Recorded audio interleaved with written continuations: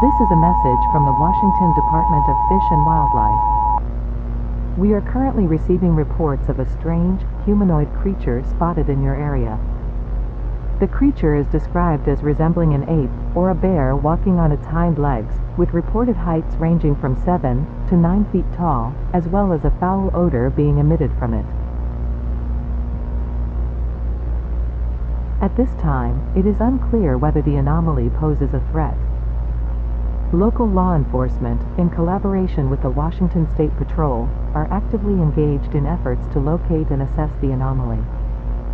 For your safety and the safety of your community, we strongly advise the following precautions. Stay indoors as much as possible, keep all pets indoors, and ensure that you cannot be seen by the creature from outside your home. If you happen to spot the anomaly in your vicinity, please report it immediately by dialing the number on screen now. Due to the unknown nature of the creature, we advise against approaching it, even if you are armed with a high-caliber firearm. For the latest updates and more information, please visit the website displayed on your screen now.